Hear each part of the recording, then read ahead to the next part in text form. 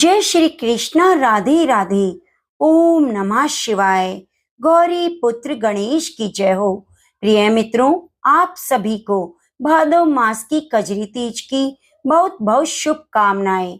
तीज माता आप सभी पर अपनी कृपा बनाए रखे और मेरी प्यारी बहनों का सौभाग्य अखंड करे, सभी मनोकामनाएं पूरी करे। इसी शुभकामना के साथ आज सुनते हैं कजरी तीज के दिन सुनी जाने वाली सभी कहानियां। तो प्रिय भक्तजनों, आइए भगवान भोलेनाथ और मां पार्वती के चरणों का ध्यान करते हुए सुनते हैं कजरी तीज की कथा। बहुत समय पहले की बात है। एक साहूकार था। साहूकार की पत्नी बड़ी ही पतिव्रता थी। उस साहूकार का एक वैश्य से संबंध था और इसी पाप के फलस्वरूप उसे कोढ़ भी हो गया। लेकिन उसने वैश्या के घर जाना नहीं छोड़ा। जब उसे चलने फिरने में भी परेशानी होने लगी तो वह अपनी पत्नी से कहता है, मुझे वैश्या के घर छोड़कर आओ।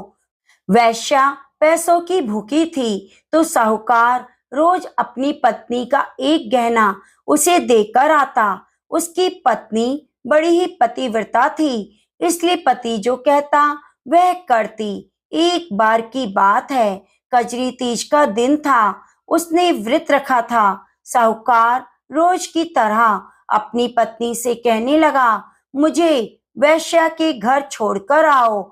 उस दिन साहूकार बीमारी के कारण बिल्कुल भी नहीं चल पा रहा था, तो साहूकार की पत्नी उसे अपने कंधे पर बिठाकर वैश्या के घर ले गई। जब साहूकार वैश्या के घर जाता तो अपनी पत्नी से कह देता कि तुम अब घर जाओ, मुझे लेने थोड़ी देर में आ जाना। लेकिन उस दिन उसने अपनी पत्नी से कुछ भी नहीं कहा और अंदर चला गया। तो उसकी पत्नी वहीं पर खड़ी रही। उस दिन वैश्या खिड़की से देख रही थी। उसने साहूकार से पूछा, यह जो तुमने छोड़ने आई है, यह क्या तुम्हारी नौकरानी है या कोई और है? ये तुम्हें कंधे पर बिठाकर लाती है और छोड़कर चली जाती है। साहूकार कहने लगा, वह नौकरानी नहीं, मेरी पत्नी है। इतना सुनते ही वैश्या को बहुत दुख हुआ। उसने साहूकार को समझाया, तुम घर लौट जाओ, आज तीज है।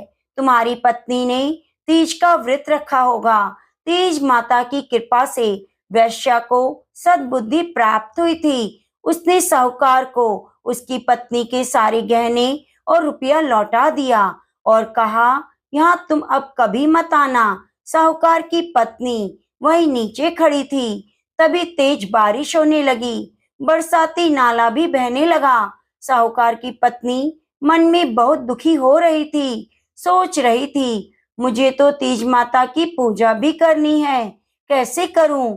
मुझे देर हो जाएगी। तीज माता की कृपा से उसी समय पानी में बहती हुई पूजा की सारी सामग्री आ गई। नीम की टहनी भी थी। उसने वहीं पर तीज माता की पूजा कर ली। इतने में चंद्र उदय हो गया। उसने वहीं पर अंजलि से जल भरा, चंद्रमा को अर्घ देने लगी। इतने में उसका पति भी आ गया। जब वह अर्घ दे रही थी तो उस जल के छींटे साहूकार पर पड़े। उसका कोढ़ ठीक हो गया। दोनों पति पत्नी प्रसन्नता पूर्वक घर लौट आए। हे तीज माता, जैसे आपने साहूकार के सारे दुखों को दूर किया, वैसे ही सबके दुखों को दूर करना। कहते सुनते हुंकारा भरते सभी पर अपनी कृपा बनाए रखना। तो प्रेम से बोलिए, तीज माता की जय हो। प्रिय भक्तजनों, अब आइए श्रवण करते हैं तीज माता की कथा, जिसको सुनने से अखंड सौभाग्य की प्राप्ति होती है। बहुत समय पहले की बात है।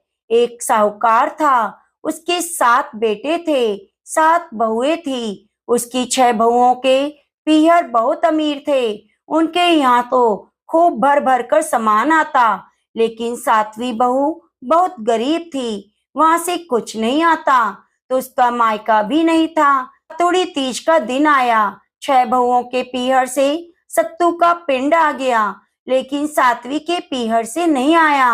तो 7वीं बहू ने अपने पति से कहा, मैंने कजरी तीज का व्रत किया है। बड़ी भाभीयों के मायके से तो सत्तू का पिंड आ गया, मुझे कौन लाकर देगा? मुझे सत्तू का पिंड लाकर दो, मैंने भी व्रत रखा है। उसका पति बहुत गरीब था, मजदूरी करके काम करता, खुद भी जेठानियों के यहाँ काम करके परिवार का गुजारा करती थी। उसका पति कहने लगा, आज तो मुझे मजदूरी में कोई पैसे नहीं मिले, मैं तुम्हें सत्तू का पिंड कहाँ से ला कर दूं? तो वह उदास होकर बैठ गई और कहने लगी, बिना सत्तू के पिंड के मैं कैसे व्रत खोलूंगी, व्रत का पारण कैसे करूंगी? तो साहूकार का लड़का घर से सत्तू लेने के लिए निकल पड़ा। हलवाई की दुकान में चोरी करने के इरादे से गया। वहां जाकर उसने देखा चने की दाल रखी है, भट्टी में थोड़ी आंच थी, दाल को भट्टी पर सेका, वहीं चक्की पड़ी थी। दाल पीसने लगा।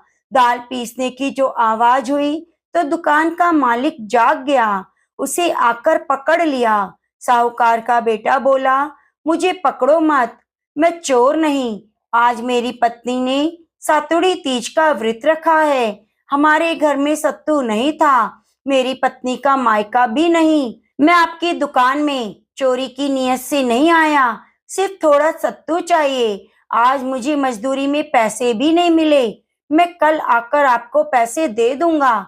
यह सुनकर दुकान के मालिक को बड़ा दुख हुआ। वह साहूकार के बेटे से बोला, तुम अपने घर जाओ, तुम्हारी पत्नी आज से मेरी धर्म बेटी है, तुम्हारे लिए पूजा का सामान मैं घर भिजवा दूंगा। तब उस दुकान के मालिक ने पूजा का सारा सामान, बहुत सारा सत्तू, कपड़े, गहने साहूकार के बेटे के घर पहुंचा दिए। साहूकार के बेटे की पत्नी ने देखा तो पूछा, ये सब सामान कहाँ से आया? तो उसने सारी बात बता दी। उसने विधि विधान से कजरी माता की पूजा की। उसके धर्म के पिता ने जो कपड़े गहने भेजे थे वह सब उसने पहने। थोड़ी देर में जब वह काम करने नहीं गई तो जिठानियों ने अपने बच्चों को भेजा, जाओ और देख कर आओ, आज तुम्हारी चाची काम करने क्यों नहीं आई? इतना सारा काम घर में पड़ा है। जब वे बच्चे अपनी चाची के घर गए तो देखा चाची तो खूब सजी धजी बैठी है। वे कहने लगे, चाची तुम्हें माँ ने काम के लिए बुलाया है। वे कह रही थी सारा काम पड़ा है। तो उसने कहा, आज मैं काम करने नहीं आऊंगी, आज मैंने तीज का व्रत रखा है, मुझ पर तीज माता की कृपा हो गई, आज से मेरी सारी गरीबी दूर हो गई। माँ से कहना कोई और नौकरानी रख ले। बच्चे घर आए और माँ को सारी बात बता दी। जिठानियां भागी भागी अपनी देवरानी के घर गई तो देखा वह तो दुल्हन की तरह सजी धजी बैठी है। बोली, तुम्हारे पास इतने कपड़े गहने कहाँ से आए? तो उसने सारी बात बता दी। मैंने तो तीज माता का व्रत रखा था, हमारे घर में सत्तू नहीं था, तो मैंने अपने पति को सत्तू लेने भेजा था।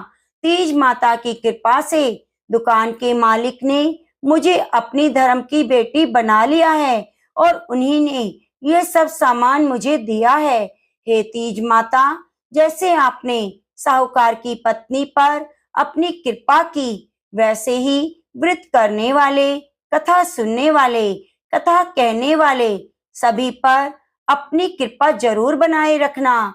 तो प्रेम से बोलिए, तीज माता की जय हो। प्रिय भक्तजनों, अब आइए सुनते हैं सातुड़ी तीज के दिन सुनी जाने वाली नीमड़ी माता की कहानी। बहुत समय पहले की बात है। एक शहर में एक सेठ सेठानी रहते थे। वे बहुत धनवान थे। उनके घर में अन्न धन की कोई कमी नहीं थी, लेकिन उनके कोई पुत्र नहीं था। भादों की बड़ी तीज आई, सातुड़ी तीज आई तो सेठानी ने तीज का व्रत किया। नीमड़ी माता से प्रार्थना करके कहा, हे माता, मेरा बेटा हो जाएगा तो मैं सत्तू चढ़ाऊंगी। माता की कृपा से सेठानी को 9 महीने बाद बेटे की प्राप्ति हुई। बेटा बड़ा होने लगा, लेकिन सेठानी ने सत्तू नहीं चढ़ाया। समय के साथ साथ सेठानी को 7 बेटे हुए, लेकिन सेठानी ने सत्तू नहीं चढ़ाया। अब वह सत्तू चढ़ाना भूल गई। इसी तरह समय बीतता गया। अब सेठानी के पहले बेटे का विवाह हो गया। सुहाग रात के दिन वह सोया तो आधी रात को उसे सांप ने आकर डस लिया और मृत्यु हो गई। इस तरह से 6 बेटों के विवाह के बाद तुरंत मृत्यु हो गई। 7वें बेटे की जब शादी की उम्र हो गई तो सेठ सेठानी शादी के लिए तैयार नहीं हुए। गांव वालों ने बहुत समझाया। सेठ सेठानी बेटे की शादी के लिए तैयार हो गए। तब सेठानी कहने लगी, गांव वाले नहीं मानते हैं तो इसकी सगाई कहीं दूर देश में करना। सेठ जी सगाई करने घर से चले। बहुत दूर एक गांव में पहुंचे। वहां 4 लड़कियां घर बना बनाकर खेल रही थी और तोड़ देती थी। जब उनमें से एक लड़की कहने लगी, मैं अपना घर नहीं तोड़ूंगी, मुझे तो रहने को चाहिए। सेठ जी को लड़की समझदार लगी। खेल कर जब लड़की वापस अपनी घर जाने लगी तो सेठ जी भी उसके पीछे पीछे चल दिए। सेठ जी ने लड़की के माता पिता से बात की और अपने लड़के की सगाई और विवाह की बात वहां पक्की कर दी।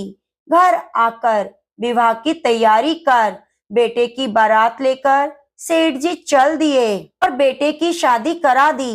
इस तरह से सेठ सेठानी के 7वें बेटे की भी शादी हो गई।